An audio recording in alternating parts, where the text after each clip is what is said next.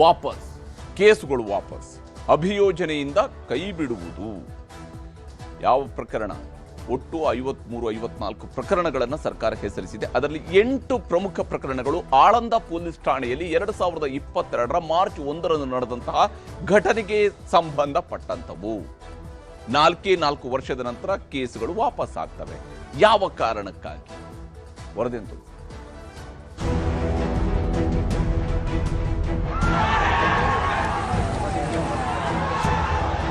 52 criminal ಮೊಕದ್ದಮೆಗಳನ್ನು ಹಿಂಪಡೆಯೋದಕ್ಕೆ ರಾಜ್ಯ ಸಚಿವ ಸಂಪುಟ ಒಪ್ಪಿಗೆ ನೀಡಿತು. ಅವೆಲ್ಲ ಹೋರಾಟ ಮಾಡಿದವ್ರನ್ನೆಲ್ಲ ತೆಗೆದುಕೊಂಡಿದ್ವಿ, ತಪ್ಪೇನಿಲ್ಲ. ದೊಣ್ಣೆ ತಲವಾರು ಇಟ್ಕೊಂಡ್ರೇನೂ ಆಯಿತು, ಪ್ರಚೋದನಕಾರಿ ಭಾಷಣ ಮಾಡಿದ್ರೇನೂ ಆಯಿತು.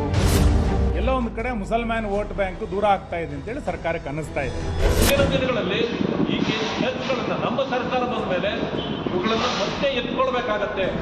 ಕಾಂಗ್ರೆಸ್ ಗಲಭೆಕೋರರ ಪರ ನಿಂತ್ಕೊಂಡಿದೆ ಅನ್ನುವಂಥದ್ದು ಸ್ಪಷ್ಟವಾಗಿದೆ.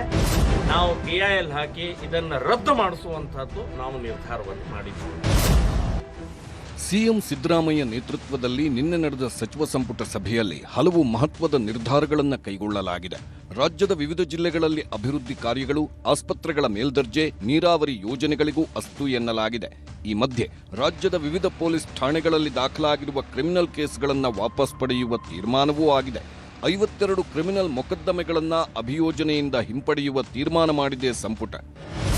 ಕೇಂದ್ರ ಸರ್ಕಾರದ ವಿರುದ್ಧದ ಪ್ರತಿಭಟನೆ, ಬಿಜೆಪಿ ನಾಯಕರ ವಿರುದ್ಧ ಹೋರಾಟ ಮಾಡಿದ್ದ ಕಾಂಗ್ರೆಸ್ ನಾಯಕರ ಮೇಲಿನ ಕೇಸ್ ವಾಪಸ್ ಪಡೆಯಲಾಗಿದೆ.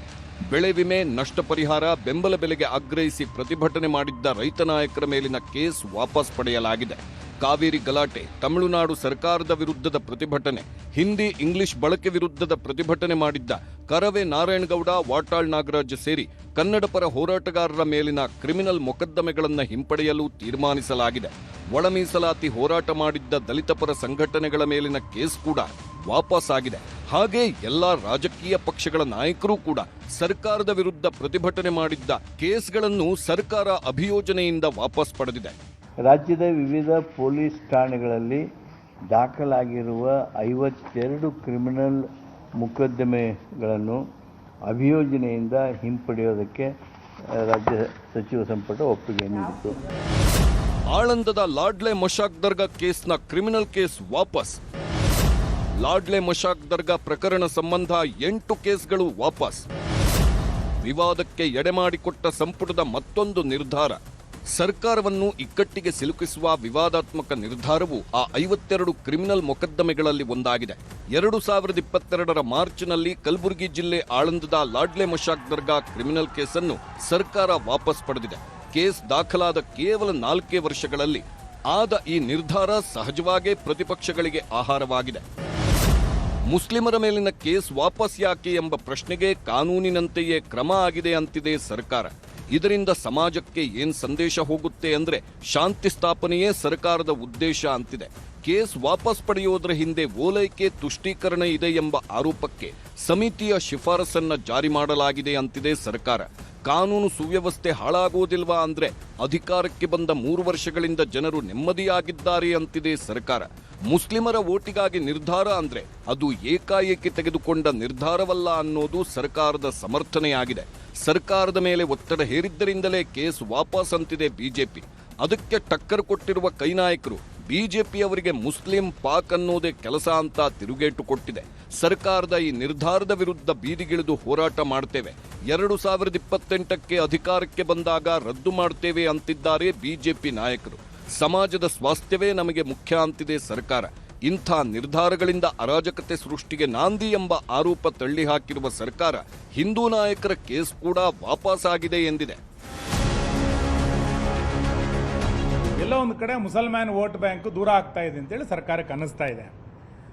ಆ ಕಾರಣಕ್ಕೆ ಈ ಎಲ್ಲ ಪ್ರಕ್ರಿಯೆಗಳನ್ನು ಇವತ್ತು ಸರ್ಕಾರ ಮಾಡ್ತಾ ಇದ್ದಾರೆ. SIRನ ಬಗ್ಗೆಯೂ ಕೂಡ ಸರ್ಕಾರ ಯಾಕೆ ಇವತ್ತು ತಕರಾರು ತೆಗಿತಾ ಇದೆ ಅಂತ ಕೇಳಿದರೆ, ಭಾರತೀಯರು ಕಾಂಗ್ರೆಸ್ಸಿನಿಂದ ದೂರ ಆಗಿಬಿಟ್ಟಿದ್ದಾರೆ ಅಂತ ಅನ್ಸಕ್ಕೆ ಶುರುವಾಗಿದೆ. ಹಾಗಾಗಿ ಯಾರು ಅಕ್ರಮವಾಗಿ ಬಾಂಗ್ಲಾದೇಶದಿಂದ ಬಂದಿದ್ದಾರೆ ಅಂಥವರ ವೋಟ್ ಬ್ಯಾಂಕಿನ ಮೇಲೆಯೇ ಕಾಂಗ್ರೆಸ್ ನಿಂತಿರೋದು. ಅವ್ರ ಕೆಲಸ ಏನೋ ಮತ್ತೆ ನೀವು ಅದನ್ನು ಸ್ಟಡಿ ಮಾಡಬೇಕಲ್ಲ. ಅದರಲ್ಲಿ ಸುಮಾರು 50-60 ಕೇಸ್ ಇದೆ. ಎಲ್ಲ ಮುಸ್ಲಿಮರಿದ್ದಾರೆ, ಕನ್ನಡ ಪರ ಇದ್ದಾರೆ, ರೈತರಿದ್ದಾರೆ, ಬೇರೆ ಬೇರೆ ಘಟನೆಗಳಾಗಿದ್ದಾವೆ, ರಾಜಕೀಯ ಪಕ್ಷದ ಮುಖಂಡರಿದ್ದಾರೆ, ಅವರು ಇರ್ಬೋದು ಅದರಲ್ಲಿ. ಯಾವಾಗಲೂ ಈ ಥರ ಮಾಡಿದಾಗ ಅದನ್ನೊಂದು ಹೇಳಿಬಿಡ್ತಾರೆ ಅವರು. ಮುಸ್ಲಿಂ ಪಾಕಿಸ್ತಾನ ಅಂದರೆ ಜನ ನೇರವಾಗಿ ಅಟ್ರಾಕ್ಟ್ ಆಗ್ತಾರೆ. ಹೀಗಾಗಿ ಅದು ಸ್ಟ್ಯಾಂಡರ್ಡು ಅಲಿಗೇಷನ್. ಠಾಣೆಗಳಿಗೆ ಬೆಂಕಿ ಹಚ್ಚೋದು, ಪೊಲೀಸ್ ಇಲಾಖೆಗೆ ವಾಹನಗಳಿಗೆ ಬೆಂಕಿ ಹಚ್ಚೋದು, ಕಲ್ಲು ತೂರಾಟ ಮಾಡಿದ್ದು, ಪೊಲೀಸರ ಮೇಲೆ ಅಟ್ಯಾಕ್ ಮಾಡಿದ್ದು, ಇವು ಕ್ರಿಮಿನಲ್ ಕೇಸ್ಗಳು. ಇದನ್ನು ಅದು ಬೀದರ್ದೇ ಆಗಿರ್ಬೋದು, ಬೆಂಗಳೂರದೇ ಆಗಿರ್ಬೋದು, ಯಾವುದೇ ಆಗಿರ್ಬೋದು, ಇವುಗಳನ್ನು ತೆಗೆದುಕೊಂಡಿರ್ತಕ್ಕಂಥದ್ದು ಇದು ಒಂದು ರೀತಿಯ ಓಲೈಕೆ ರಾಜಕಾರಣ. ಈ ದುಂಡಾವರ್ತಿ ನಡೆಯನ್ನ ತಕ್ಷಣ ಅವರು ಕೈ ಬಿಡಬೇಕು. ಈ ಕೇಸ್ಗಳನ್ನು ಯಾವುದೇ ಕಾರಣಕ್ಕೂ ವಾಪಸ್ ತೆಗೆದುಕೊಳ್ಬಾರ್ದು ಅಂತೇಳಿ ನಾನು ಮನವಿ ಮಾಡ್ತೇನೆ. ಒಂದು ಸಮಯ ಇದು ಮಾಡಿದಾಗ ನಾವು ಹೋರಾಟವೂ ಮಾಡ್ತೇವೆ. ಮುಂದಿನ ದಿನಗಳಲ್ಲಿ ಈ ಕೇಸ್ಗಳನ್ನು ನಮ್ಮ ಸರ್ಕಾರ ಬಂದ ಮೇಲೆ ಇವುಗಳನ್ನು ಮತ್ತೆ ಎತ್ಕೊಳ್ಬೇಕಾಗತ್ತೆ ಅಂತಕ್ಕಂಥ ಎಚ್ಚರಿಕೆಯನ್ನು ಒಳ್ಳೆ ಕೊಡಲಿಕ್ಕೆ ಬಯಸ್ತೇನೆ. ಕನ್ನಡ ಪರ ಸಂಘಟನೆಗಳು, ರೈತ ಸಂಘಟನೆಗಳು ಇವೆಲ್ಲವೂ ಕೂಡ ಅನೇಕ ವರ್ಷಗಳಿಂದ ಅವ್ರ ಮೇಲೆ ಕೇಸ್ಗಳಿದ್ದಂಥನ್ನು ರೆಪ್ರೆಸೆಂಟೇಷನ್ ಮಾಡ್ತಾಲೇ ಇದ್ದರು. ಅದನ್ನು ಸರ್ಕಾರ ಕ್ಯಾಬಿನೆಟ್ ಸಬ್ ಕಮಿಟಿಗೆ ರೆಫರ್ ಮಾಡಿತ್ತು.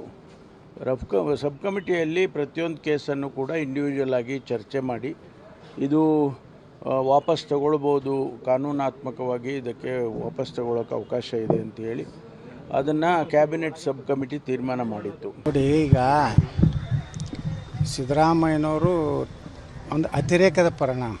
ಇವರು ಸಿದ್ದರಾಮಯ್ಯನವ್ರದ್ದು ಅತಿ ಆಯಿತು ನೋಡಿ.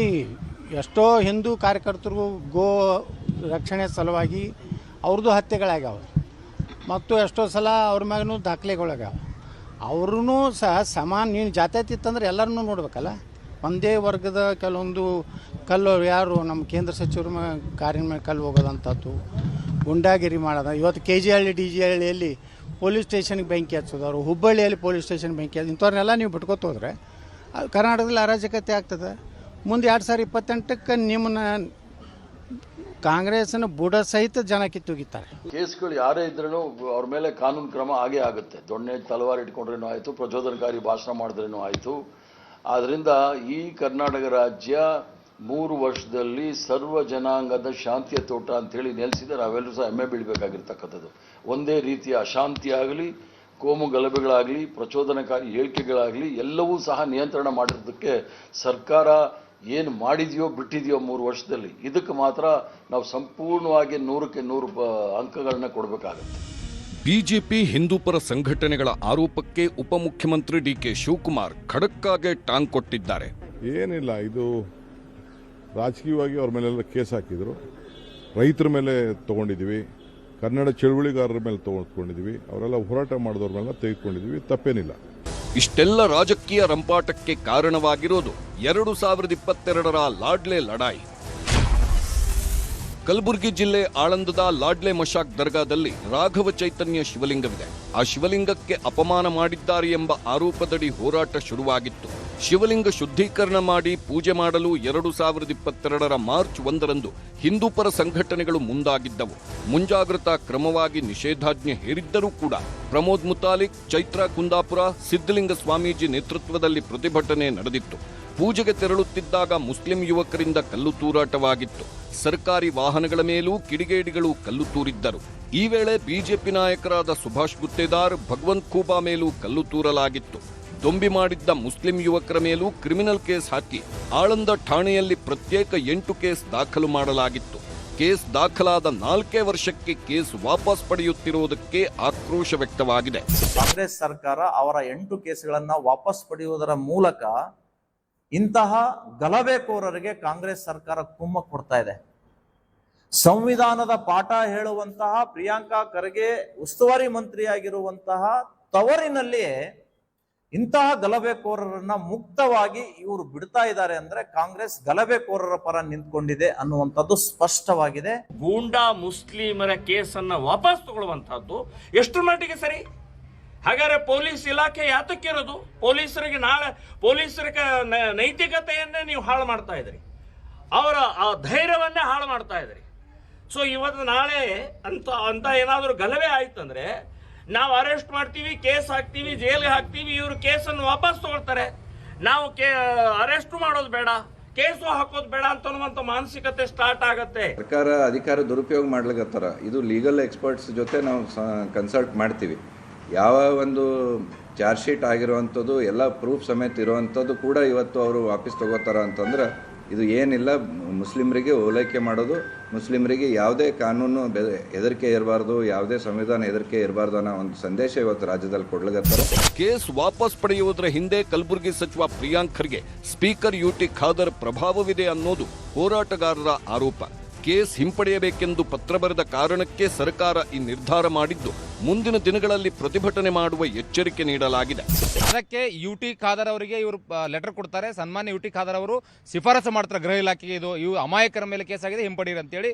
ನಾನು ಯುಟಿ ಖಾದರ್ ಅವರ ನಡೆಗೆ ನಾನು ಖಂಡಿಸ್ತೇನೆ. ನಾವು ಈಗಾಗಲೇ ಕಾನೂನು ಹೋರಾಟ ಮಾಡಲು ಸಿದ್ಧತೆ ಮಾಡಿದ್ದೇವೆ.